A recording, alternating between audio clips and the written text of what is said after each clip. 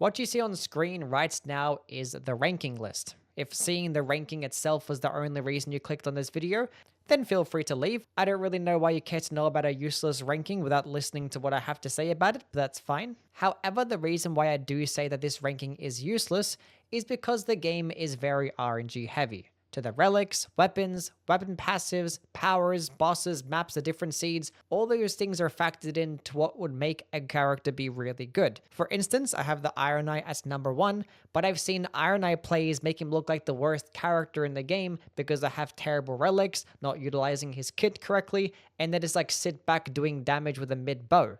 Useless. Alternatively, you see that I put the Guardian at the bottom of the list, but some of my easiest games that I've had have been with the Guardian. He can be unkillable, he can get respectable damage now, and with correct RNG, you can go ahead and kill bosses without even having to attack. But the overall criteria that I do have for this ranking list is going to prioritize ease of use, the overall ceiling of a character in terms of power, and how useful they are in a team, and when compared to other Nightfarers. And this is just going to be for the base game mode, not going to talk about Steep of Night. That will require a separate video. But this video is still going to touch on both solo and trios, but the ranking will slightly favor trios more, as that is most people's preferred way to play the game. But yeah, starting off the list is going to be the Guardian. Look, I once put this bird at number 4 on a ranking list way back when. I have lots of playtime with this character, so I am very aware of his potential as a support-based character, a tank, or even like a damaging-based character with a dexterity relic, which that could even offer him more damage than the Wilder. Like, there's a lot to like about the character. The thing is, this is just one of the few characters that didn't really benefit much off the DLC. In fact, you can argue that it's actually gotten less useful.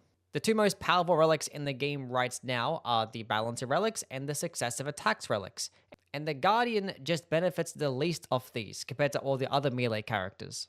Like, the Balancer relic isn't really going to be doing much when you're likely to find halberds, because your best option is the Dragon Halberd, which is still good, but it's nothing that amazing. So to really benefit, you have to run some dormant powers or something else, meaning that you will lose out on that really good guard counter for the halberds, and it'll still be getting less damage compared to a lot of the other characters, like the Wilder. Like, the Guardian damaging stats just kind of suck, unless he's running the Dexterity Relic. And then you can't have the Dexterity Relic, a Dormant's Power Relic, and have both Balancer Relics equipped all in your main relic slots. And these relic slots are already really valuable to this character due to how important some of those character-specific relics are for him. So you're pretty much just subjected to his best playstyle from before the DLC, which is still the guard countering playstyle with halberds. Just find the best halberd, upgrading your starting shield to purple, and there's block and charged guard counter. Which, if that's the best you can really offer for damage, then you're just not really that good. Because even though guard counters can do well, they still are situational. So many enemies are just not susceptible to the guard countering playstyle due to how big they are, how far they can knock you back, how small of an opening some bosses might give you. And the thing that makes them even worse since the DLC releasing is that there are way more weapon passives clogging up the loot pool, like improved dashing or improved rolling, things like that, so it's even less likely now for you to find guard countering buffs. Now, you can still run things like Dormant Great Shields and potentially get some really cool weapon passives, and if you can find anything like Wraiths while walking, you've basically unlocked easy mode. To sit there and block the entire time, take the aggro, do damage without even having to attack, and your teammates can just do the rest of the work. But the main reason why he does get at the bottom is due to how he's designed fundamentally. He has the worst dodge in the entire game, it is abysmal iframes, and it's designed this way so the game forces you to use a shield, which would be okay if 90% of the dangerous attacks in this game didn't do elemental damage, but they do. So any single time that you block these dangerous attacks, you're still going to be taking some chunk damage. And also, in this game, blocking consumes ridiculous amounts of stamina, so FromSoft designed a passive for this character to activate a stance, so you can just gain some respectable blocking. So in other words, he's just like a worse version of like a regular shield build in Elden Ring, because you have to do this awful, terrible stance that I've come to extremely despise over time. Like the fact that you have to dodge in a direction, stay paused for like half a second, and be crouching down is just all silly design. If I dodge forward, I get hit or the attack goes over my head. I dodge backwards, I can't actually block the attack. I dodge to the side and I somehow still get hit. And it does all this just to give you the ability to have normal blocking while still constantly draining your stamina. Like, the whole thing just sucks. Like, it adds a skill gap just to be able to block for some reason. Like, that should just be a basic task they should be able to do. Like, just let the passive ability just grant the character 5 times better blocking no matter what, without having to activate this stance. But you still can have an active stance, but let it do something different, like create this really cool giant bubble or a big giant shield to where you can actually block from every direction and actually have your teammates stand behind you and also just not take any damage. Like, let this man just be a good tanking character. But in terms of the rest of his kit, his character skill is pretty cool. It can like deflect stuff and stun lock enemies, and his ult is definitely one of the best. It does like everything you can want and then some. Number 9, we have the Recluse, which people might be questioning why like one of the highest damaging, if not the highest damaging character in the game is at number 9. But there are a few reasons why I do have her this low. One is that she completely sucks in solo. As a primary spell-based caster with not the fastest casting speed, and with how slow a lot of the spells tend to be, she's not going to really be that forgiving in a 1v1 boss fight, especially when bosses have these shorter openings. Basically, her entire kit from her passive, character skill, and ultimate rely heavily on having teammates for them to be pretty useful. Specifically, her cocktail mix and being able to, absorb the affinity of your allies and the enemies when your allies do different elemental damage. But the main reason why I do have her this low is because she hasn't gotten any better since the DLC. Mainly because of the new map, just having like less points of interest where you can find things like staves, and there's like less sorcerer rises going around too. But the only change that really made spellcasters be better in was being able to start off with particular spells, which really is only for the Recluse and the Revenant. And unfortunately for the Recluse, all 5 of the sorceries that you can start off with are pretty mediocre and not really worth building around. Like, Recluse's best build is still just going into like either magic attack power, and it's fishing for the best sorcery, whether it be like Shattering Crystal, Night's Comet, Stars of Ruin, like a Moon. That's probably still going to be her best build. Or obviously just going all onto Crystallian sorceries and hopefully you find Shattering Crystal, and of which all those spells are going to be doing the most damage with the Recluse, and they're all very good S tier spells. And with how much FP that she has and how reliably she can get it back, she can definitely be a very powerful teammate. The thing is that she's still going to require RNG, and it's still the same thing that applies in that she's not going to be that good of a solo character, which is also going to extend if she's the last person alive, there's not really much a Recluse can do to get like revives or get like consistent damage off. Unless she does have like a Cannon of Heimer or maybe Stars of Ruin, but even then, good luck trying to revive your teammates if you're the last person alive. So honestly, I do consider the Revenant and the Duchess both to be better spellcasters. The Revenant's mainly because that she can start off with better spells, and guaranteeing really good spells at the beginning that also have these relics that you can boost the damage of them can just guarantee that you get really good damage. And some of these spells can be stupidly efficient to where FP is not even an issue.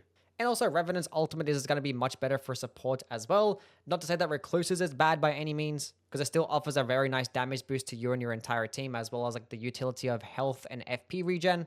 It's still great. But it's like it's really going to beat out a Revenant ult that can revive your entire team, keep them alive, and potentially damage boost them too. And I do consider the Duchess to be a better spellcaster because she does have the faster casting speed with that higher dexterity, so she can literally just cast spells quicker. And she has access to restage, meaning that she can eventually just end up out-damaging the Recluse anyway. Now, if you are sitting at a further distance and spamming the Moon or spamming Stars of Ruin, then the Recluse might end up being like the higher damaging teammate in that regard. But being like the best spells in this game tend to be things like Carrion Slicer and Shattering Crystal, I think the Duchess just has her beat.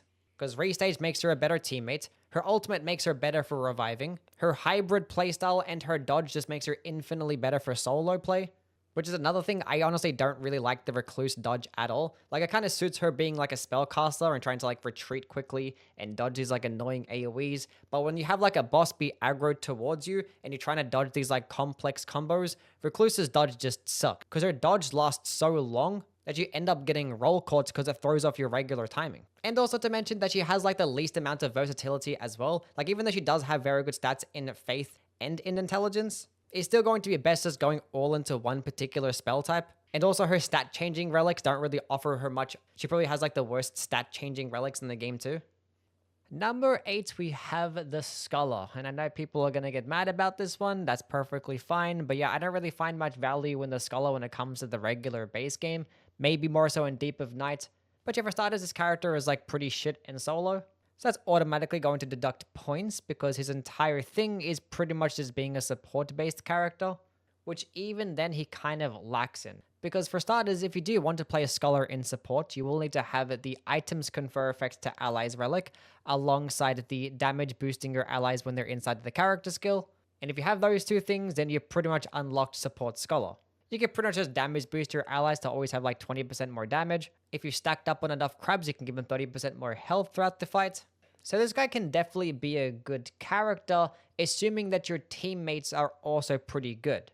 Because I've played the Scholar when I had some terrible teammates, and this guy cannot carry at all. It's like, yeah, you can actually give your teammates 30% more health, but it's still only going to make them tank like one extra attack. You can make them do 20% more damage, but if they don't know how to do damage very well, then that damage boost is pretty useless. So it's only really useful to play support-based Scholar when you also have really good teammates with you. Because one area where this guy is lacking in when it comes to support is the ability to revive, which is arguably the most important thing when it comes to this being a supporting character. Like if he's the last person alive and your teammates are both like 2-barred or 3-barred, it might honestly end up being a GG. Because a Scholar himself isn't even that good at staying alive, because he does have some pretty mediocre health, actually below average.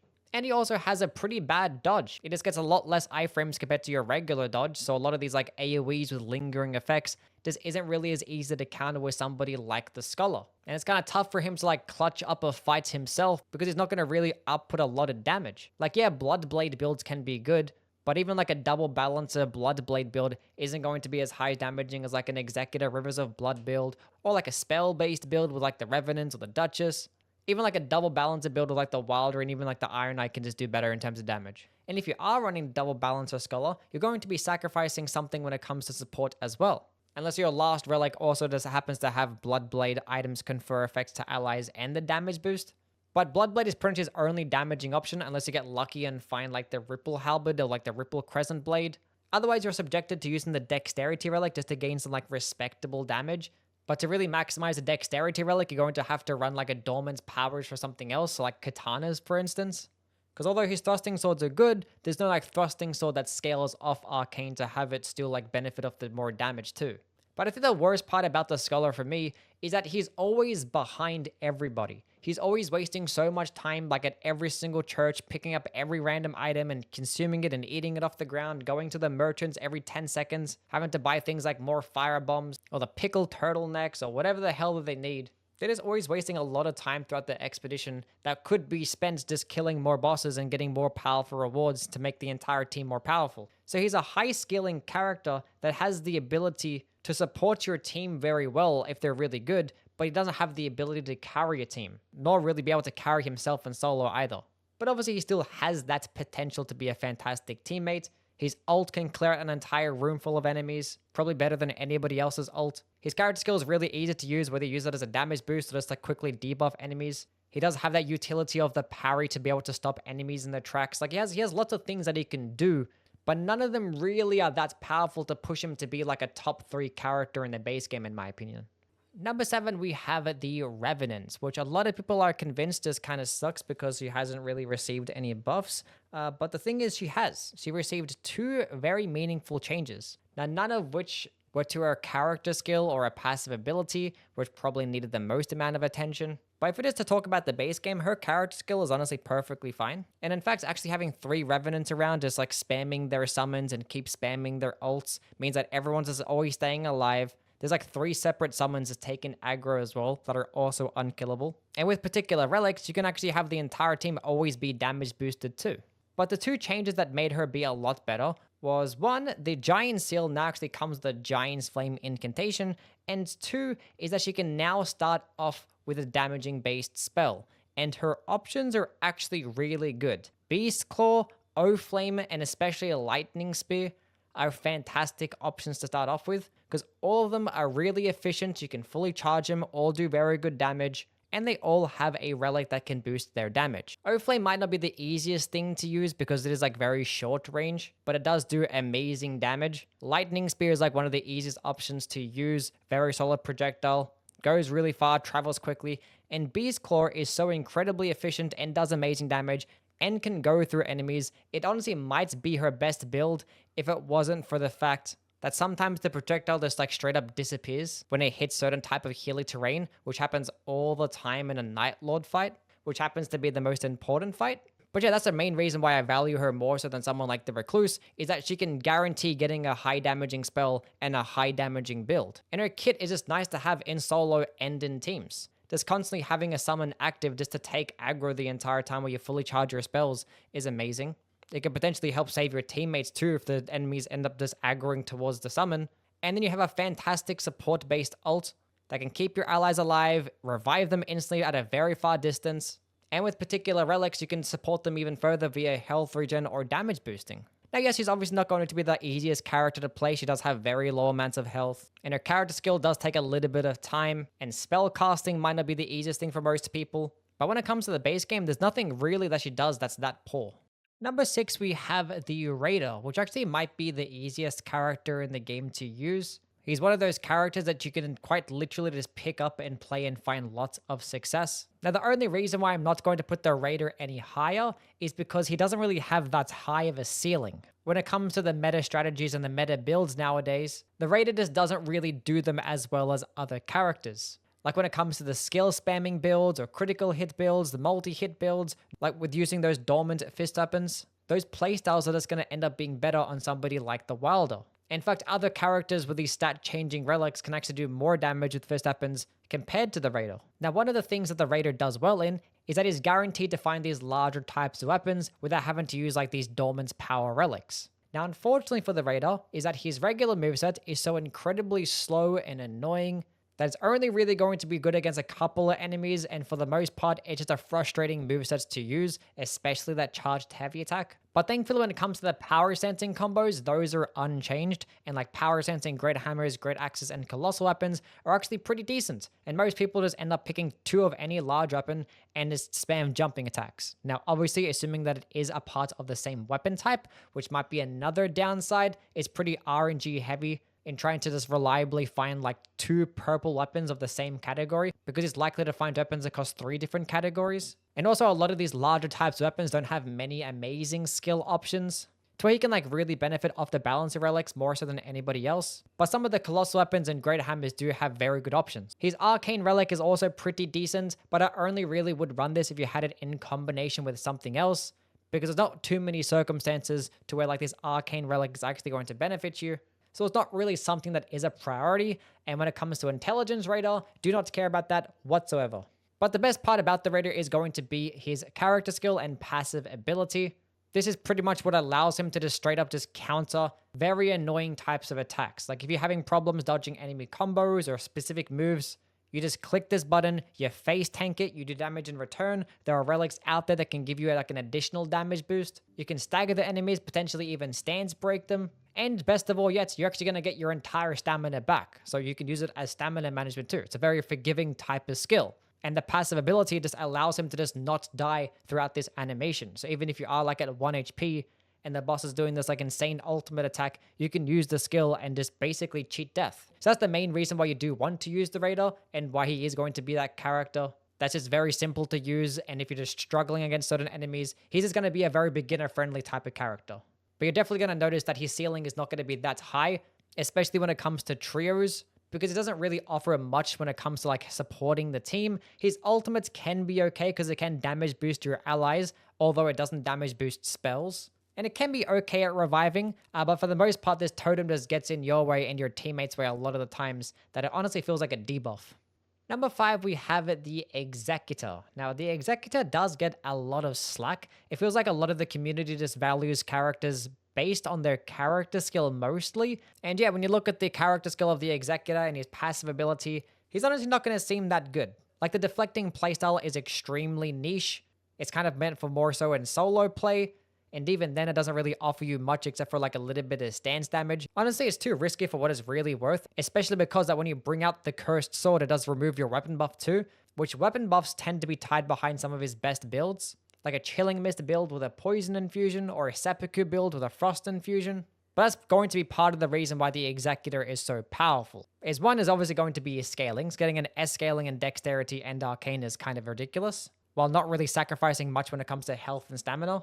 But the fact that he does start off with a katana as well just makes it be insane, because katanas are probably the best weapon type, or one of the best weapon types in the game. Really nice reach, good variation of movesets, all come with passive bleed, and the fact that you can just infuse this weapon to have more status effects and other types of weapon skills to make it be even more broken means that you're just always going to have a good damaging option no matter what. It like completely removes the RNG aspect behind it. You just go straight to a tunnel, make your starting weapon purple, and you can use that throughout the entire expedition. And in the base game, it was especially good because you could just spend the entire time just doing Everjails because you already had the weapon that you needed. But now since the DLC releasing and the new map and not having Everjails, and with how powerful the balancer relics and the successive attacks are, this playstyle isn't really going to be as good anymore. However, there's probably not a single character in the entire game that benefits more of the balancer relics and the successive attacks relic more so than the Executor. If you go ahead and find the Rivers of Blood, there's probably not a stronger character in the entire game. These 3 relics in combination with that weapon is pretty much just easy mode. You just spam L2 the entire time and then you win. Now there are going to be some downsides to this. One is obviously that it is going to require some RNG. But he is already likely to find katanas, so it's not like he has to run a relic just to be able to do so. And he doesn't have much FP as well, so it's not like you're really being able to spam L2 as much as you would like. But there's still some other weapons out there that are more efficient. So even though he can get a lot of damage with some of like the best weapon skills in the game, like the Halo Scythe or the Moonveil Katana, the Black Knife, like all these like amazing projectile-based weapon skills, they're going to get the most damage with him. But he doesn't have the FP to reliably spam it throughout an entire expedition. Especially in solo play where you don't have your teammates to drop starlight shards for you. But yeah, I can't really put the Executor any lower because he can output so much damage while not really being like that squishy of a character. Like yeah, his set of skills aren't like the greatest. His passive ability can be amazing if you have something like Seppuku on hand because it is like a 20% damage boost every time that you use it. His character skill does offer some like nice defensive utility with the deflecting, although not that useful. And I think his ultimate is probably one of the best when it comes to the base game because it is a free healing flask. It's an insane stun locking tool. It can deal with groups of enemies really nicely with the raw. You can also heal your allies if you have this particular relic. But the way I like to use it is just like immediately pop the ult and just instantly use the claw attack, which does really good damage, and you can save an ultimate charge that way, so you can just keep spamming your ult over and over again. I kind of wish that this like claw attack had better hit detection and had iframes, but I honestly think it still is one of the better ultimates in the game.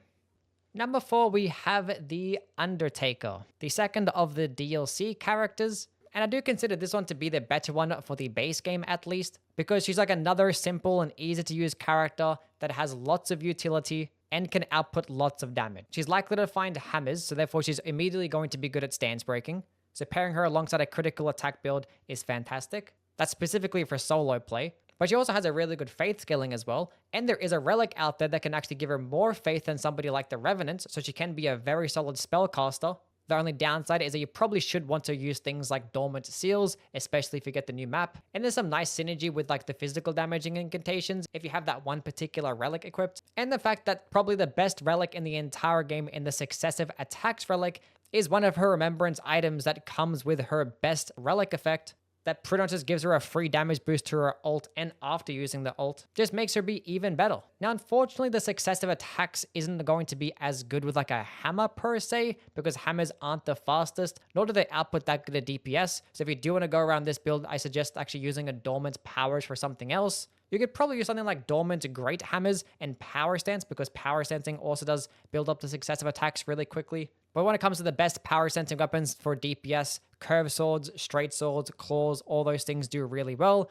Although those are going to be more dexterity based. So I would recommend using the dexterity relic alongside with her, which is like another way to play the character. If you're going to play melee, I would just slap on this relic because it just gives her so much more damage to so many other weapons, especially for something like fists. But she actually can be the best at maintaining consistent damage because she has a character skill that can pretty much effectively double her stamina bar. When your stamina runs out, you just click the skill and it fills back up again. And then throughout the duration of the skill, you're going to get a damage boost, a damage negation boost, a poise boost, a speed increase. Like there's so many things that her character skill does that you pretty much should be always spamming it because it's just free damage and free damage negation. But another powerful part about the character is her ultimate ability and her passive. Her ultimate is like a hard-hitting attack that pretty much never misses. And then her passive just allows her to just get free ultimates any single time that your teammate uses one. So she can be a very easy and fun character to use that can always output good damage, but to really maximize her damage, she's probably going to require a bit of RNG and be reliant on certain types of Dorman's power relics. Because as much as I love hammers, unfortunately they're not her best weapons. So that's probably the only reason why I don't put the Undertaker a bit higher, is because to reach her maximum potential, she's going to require a bit of RNG. Number 3 is the Duchess, and I don't think there will ever be a circumstance where the Duchess does not get to the top 3, and that's purely because of her dodge. She does have the quickest dodge in the game with the shortest amount of iframes, which it can be good having a really quick dodge sometimes because it's not like eating into your opening, but obviously dodging these like annoying AoEs can be a problem. But the good thing about the Duchess dodge is that her passive ability allows her to chain in a second dodge without any recovery frames. So you're pretty much just like extending the amount of iframes that you have between both dodges, and therefore she just ends up having the most amount of iframes compared to anybody. And if you're just continuously spamming dodge over and over again, there's a very good chance that you just don't get hit. Like, she honestly might be one of the best characters when it comes to survivability because she's very good at avoiding stuff. And it's not like she's a character that has a trade-off when it comes to damage, because she can honestly be one of the highest damaging characters too. And that's with both weapons and spells. She has a very good intelligence scaling and decent amount of mind, so you can very well just like find any spell that you can get, or you can run dormant staves if you wanted to. But finding Carrion Slicer, especially in solo, probably makes for the best build in the entire game. I probably like Shattering Crystal more so for trios, but both builds are still incredibly broken. And if you didn't really care to use spells, she's honestly one of the best at using weapons too, because she has a very good dexterity scaling, and she also does have a strength-based relic, so she has many different weapons that she can go ahead and use, whether it be daggers or fists, even greatswords if you wanted to. Some people like to pair Dormant Reapers alongside with her and use things like the Halo Scythe with the Balancer relics, which even though that build might get more damage with the Executor, being that the Duchess does have a decent amount of mind, these skill-spamming Balancer relic builds are probably going to be some of the best with her. And the funny thing is, she can also be really good as a faith caster because she does have a relic that dramatically improves her faith. So she can do every single build: intelligence, faith, dexterity, quality, strength weapons. It doesn't matter. Like, if you're a person that crutches on her dodge so much, she can do everything for you. Now, her scalings with these stats aren't going to be the best. They'll always end up being like a little bit lower damage compared to the other characters. Like, she would never outdamage the Wilder with a quality build or outdamage the Recluse with an intelligence build. But that is assuming you're not using her character skill, because her character skill does allow her to just get more damage than those characters. And it can also just damage boost your allies too, because it just has the enemy just take the last few seconds of damage just all over again. So she's essentially damage boosting her allies, alongside being a good damaging character herself that's very good at staying alive, and she has an ultimate ability that's pretty good at reviving. Might not really do anything else that well. Could like helps like reset your position sometimes. Like, the invisibility is okay, but there's nothing really that she does poorly in. Like, she always has to be in the S tier. Number 2, we have the Wilder, the poster boy and the character that just keeps getting better with every update. He already was like the beginner-friendly character that could pretty much do everything that you really wanted him to do, except for spell casting, that is. Even though there is a Faith and Intelligence relic out there, I still don't recommend using it unless you're trying to have fun. But he does have a very good quality scaling and does scale better off strength, but it pretty much allows him to use every single weapon in the game with great success. And that's coupled with his amazing set of skills, just makes him be a very desirable and easy character to play. His passive is great for survivability, pretty much just gives him an extra life. His character skill is fantastic in multiple different areas. One, because you can go from A to B really quickly, which means that you can just clear out enemies faster, which means that you can get more drops and more money. Even if you're trying to like get away from the storm, the grapple hook can just be amazing. And especially in a boss fight when they have all these like insane AoEs you gotta get away from, the grapple hook can be a fantastic counter to those too. And there also is a relic ability out there that gives him an additional charge, and you can also use this as like a projectile or a damaging based tool. You can pull enemies towards you, you can snipe enemies out of the sky, you can go lunge towards them and closing the gap really quickly. And it can also be amazing at reviving, which is another underrated part about the Wilder. You can just grapple your teammates and do some decent revive damage. Like, just 2 grapple hooks does 1 bar. And when it comes to his ultimate attack, that can actually do 2 bars of revive damage. And if you have the added fire effects, that can be even more. But also to mention that it is like the highest damaging ultimate in the entire game, with also the highest amount of stance damage too. Makes it especially good in something like solo play, where like enemies are always going to be aggroed towards you, where sometimes in trios where like the bosses like run around all over the place, there's a pretty good chance that you miss sometimes, which definitely is the worst part about it. But the reason why I say this character has gotten better is because he also benefits greatly off the Balancer relics and the Successive Attacks relic, and now the Dormant Power relics that can be in the base game. Like, yeah, the greatswords that he starts off with is perfectly fine. There are so many amazing weapon skill options available to him. But being that he's pretty much the best with every single weapon type, you can use things like Colossal Swords if you wanted, and trying to fish for things like the Godslayer's Greatsword if you're fighting a boss weaker to fire damage. I think if you're doing solo play, running Dormant Fists with a critical attack build and the Successive Attacks relic is probably the best solo build in the entire game, at least like the most consistent. But if I am doing trios, I would go more into like the Balancer relics and then spamming skills, which he doesn't have the most amount of FP for that, but he definitely does have enough. And there's plenty of Starlight Shards throughout your expedition to make it last that long. But yeah, there's nothing really much else to say about the Wilder. He's easy to pick up, he's easy to play, there's lots of different ways that you can build around him, and he has a very high damage ceiling too. And at number 1, we have the IRONEYE. Now, I was close to putting the IRONEYE at number 2 and number 3, and that's because he didn't really benefit as much when it came to the Balancer relics or the Successive Attack relic. But the thing is, he's still just so easy to use and has basically a flawless kit and really good stats that I can't not put him at number 1. Yeah, even though bows don't work with successive attacks, they're just still incredibly easy to use, and they're best with the IRONEYE because he does get a faster moveset with them, so he can get respectable damage at a distance very easily and not have to engage with any enemy. Like, it's definitely the most effective way to play solo.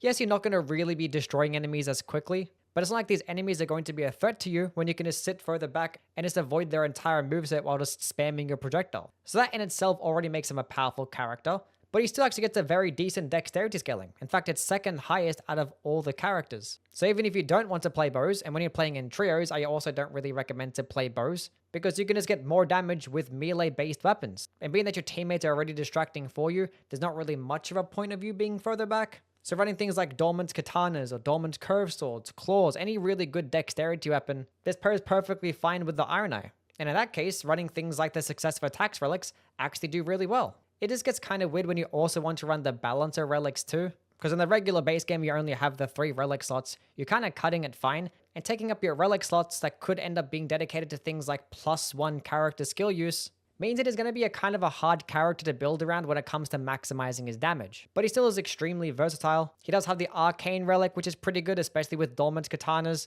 He does have the Strength relic, which means that he can use quality-based weapons like fist weapons if he wanted to. And yeah, even though the damage might not be as high as some other characters, he does have this character skill called Marking, which is an insane iframing dodge that lunges really far, also does damage, but also does apply a debuff that allows enemies to take more damage. So even though his stats might not be as high as somebody like the Executors or the Wilders, with the Mark ability, his damage can actually be as high, if not higher, because when you destroy the Mark, it staggers enemies like an ultimate attack would, does a chunk of percentage damage, and do a bunch of stance damage. It's such a broken ability, and it automatically just makes him a very valuable teammate, because as long as you have the Mark, you're just always guaranteed to get like some decent damage out, especially when you break it. And then he has an ultimate ability that just clears out an entire room full of enemies in an instant, and is basically just like guaranteed to hit a boss, guaranteed to do 2 bars of revive damage as well. He also has a passive ability that just allows him and all of his allies to just have more item discovery, which means more purples and more golds. Like, he just has a flawless kit that you just can't not put him at number 1. Like, the only downside of the IRONEYE is that most of the use that he has is tied behind that Mark ability, and you only really need the one. So when it comes to team composition, I think having multiple IRONEYEs is somewhat redundant. Never going to really be a bad thing, but I'd much rather have like an Executor on my team than a second IRONEYE. But when it does come to the regular base game for both solo and trios, I think overall the IRONEYE is still the best character. Anyway, that is us now done and completed. If you have your own opinions, which I'm sure you do, just let me know down in the comments below. You guys can just tell me exactly how I'm so wrong and stupid and dumb. Try to take it a bit easy on me though, because I'm currently sick and dying from COVID. Not incredibly ideal at all. That's why I haven't streamed at all the past few days, and is why this video is taking as long as it has, because it hurts to speak. But anyway, please do like and subscribe, and I'll catch you guys in the next. See yous.